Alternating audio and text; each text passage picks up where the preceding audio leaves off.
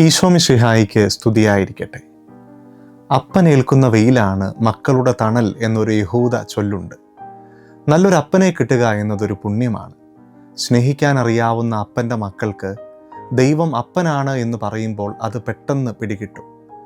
അതെ, വിദൂരങ്ങളിൽ എവിടെയോ ഇരിക്കുന്നവനും ദയാദാക്ഷിണ്യമില്ലാതെ വിധി ചെയ്യുന്നവനുമായ ഒരു ദൈവസങ്കല്പമല്ല വിധി മുഴുവൻ തൻ്റെ പുത്രനെ ഏൽപ്പിച്ച സ്വർഗത്തിൽ വസിക്കുന്ന സ്നേഹനിധിയായ ഒരു അപ്പൻ്റെ ചിത്രമാണ് ഈശോ വരച്ച് കാട്ടുന്നത്. പിതാവായ ദൈവത്തോടുള്ള ഈശോയുടെ അടുപ്പം അബ്ബ എന്ന വിളിയിൽ ഉണ്ട്.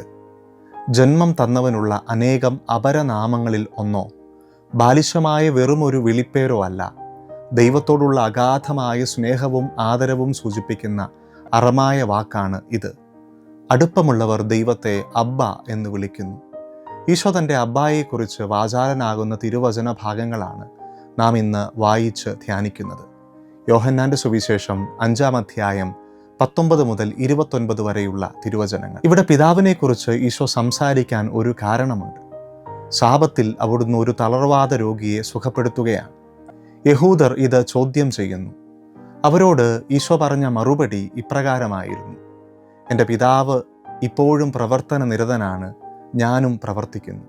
ഇത് കേട്ട് അവർ ഈശോയെ കൊല്ലാനായി കൂടുതലായി പരിശ്രമിച്ചു എന്നാണ് വിശുദ്ധ യോഹന്നാൻ രേഖപ്പെടുത്തുന്നത്. 2 കാരണങ്ങൾ അവർ നിരത്തുന്നു. ഒന്ന്, ഈശോ സാബത്ത് ലംഘിച്ചു. രണ്ടാമത്തേത് ഒരല്പം കൂടി ഗൗരവകരമായ ആരോപണമാണ്: അവൻ ദൈവത്തെ അബ്ബ എന്ന് വിളിച്ചു. ഈ ആരോപണങ്ങൾക്കുള്ള ഈശോയുടെ മറുപടിയാണ് ഇന്നത്തെ സുവിശേഷം. പുത്രൻ സ്വന്തം ഇഷ്ടമനുസരിച്ച് ഒന്നും പ്രവർത്തിക്കുന്നില്ല എന്ന ആത്മവിശ്വാസത്തോടെയാണ് ഈശോ ആരംഭിക്കുന്നത്. താൻ ചെയ്യുന്നതെല്ലാം, എന്തിന് ഈ തളർവാദ രോഗിയെ സുഖപ്പെടുത്തിയതുപോലും പിതാവിൻ്റെ ഇഷ്ടമനുസരിച്ചാണ് എന്ന് ഈശോ സ്ഥാപിക്കുന്നു. ദൈവത്തെ അപ്പ എന്ന് വിളിക്കുന്നവരൊക്കെ ദൈവഹിതം അനുസരിക്കുന്നവർ ആവണം. സ്വന്തം ഇഷ്ടങ്ങളെ മാറ്റിവെച്ച് ദൈവേഷ്ടം തേടുന്നവരെല്ലാം സഞ്ചരിക്കുന്നത് ശരിയായ ദിശയിലാണ്. കാരണം മെച്ചപ്പെട്ട ചില പദ്ധതികൾ ദൈവത്തിന് നമ്മെക്കുറിച്ചുണ്ട്. നിങ്ങളെക്കുറിച്ചുള്ള പദ്ധതി എൻ്റെ മനസ്സിലുണ്ട്. നിങ്ങളുടെ നാശത്തിനല്ല, ക്ഷേമത്തിനുള്ള പദ്ധതിയാണത്. നിങ്ങൾക്ക് ശുഭമായ ഭാവിയും പ്രത്യാശയും നൽകുന്ന പദ്ധതി. പിതാവിൻ്റെ ഇഷ്ടപ്രകാരം പുത്രൻ ചെയ്യുന്ന 2 കാര്യങ്ങളെക്കുറിച്ച് പിന്നാലെ ഈശോ സൂചന നൽകുന്നു. ഒന്നാമത്തേത്, പിതാവിനെ പോലെ തന്നെ പുത്രൻ താൻ ഇച്ഛിക്കുന്നവർക്ക് ജീവൻ കൊടുക്കുന്നു എന്നതാണ്.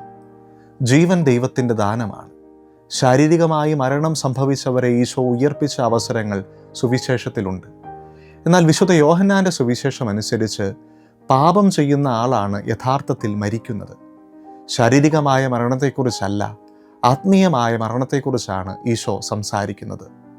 പാപത്തിൻ്റെ വേതനം മരണമാണ് എന്ന് പൗലോസ്ലീഹ പഠിപ്പിക്കുന്നുണ്ടല്ലോ. അമർത്യരാവാൻ എല്ലാവരെയും ക്ഷണിച്ചുകൊണ്ട് ഈശോ അരുളി ചെയ്യുന്നു: ഞാൻ തന്നെ എന്ന് വിശ്വസിക്കുന്നില്ലെങ്കിൽ നിങ്ങൾ നിങ്ങളുടെ പാപങ്ങളിൽ മരിക്കും. ജീവിപ്പിക്കുന്നവനായ ദൈവത്തിൽ വിശ്വസിക്കുക എന്നുള്ളതാണ് മരണത്തെ അതിജീവിക്കാനുള്ള ഏക മാർഗം. ദൈവത്തിൽ വിശ്വസിക്കുന്നവന് പാപത്തോട് ചങ്ങാത്തം കൂടാനാവില്ല.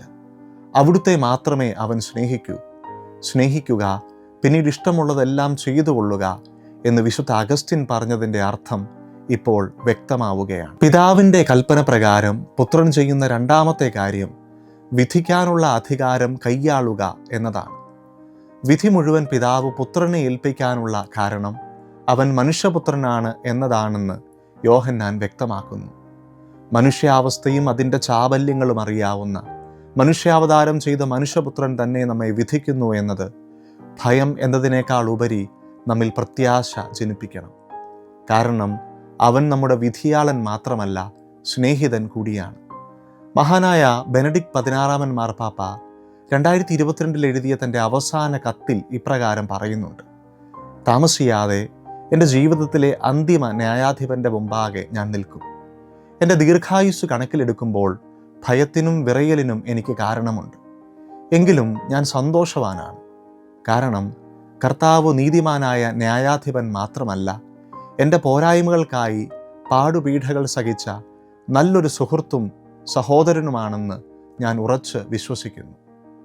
ജീവിതത്തിൻ്റെ ന്യായാധിപനുമായുള്ള സൗഹൃദം മരണത്തിൻ്റെ ഇരുണ്ട വാതിലിലൂടെ ആത്മവിശ്വാസത്തോടെ കടന്നുപോകാൻ തന്നെ പ്രേരിപ്പിക്കുന്നു എന്നതായിരുന്നു ദൈവശാസ്ത്രജ്ഞനായ ഈ മാർപ്പാപ്പായുടെ സാക്ഷ്യം. വിധിയുടെ മാനദണ്ഡങ്ങളെക്കുറിച്ച് കൂടി പറഞ്ഞാണ് ഇന്നത്തെ സുവിശേഷ ഭാഗം അവസാനിക്കുന്നത്.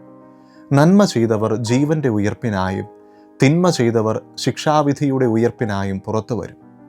ചുരുക്കി പറഞ്ഞാൽ, നന്മ ചെയ്തവർക്ക് മാത്രം അവകാശപ്പെട്ടതാണ് മരണശേഷമുള്ള ജീവിതം. തിന്മ ചെയ്തവർ ശിക്ഷാവിധി ഏൽക്കേണ്ടി വരും. സ്നേഹമുള്ളവരെ, നന്മ ചെയ്യുന്നതിൽ നമുക്ക് മടുപ്പ് തോന്നാതിരിക്കട്ടെ. എന്തെന്നാൽ നമുക്ക് മടുപ്പ് തോന്നാതിരുന്നാൽ യഥാകാലം വിളവെടുക്കാം എന്ന പൗലോസ് ശ്ലീഹായുടെ ആഹ്വാനം നമ്മെ നിരന്തരം പ്രചോദിപ്പിക്കട്ടെ. ആമേൻ.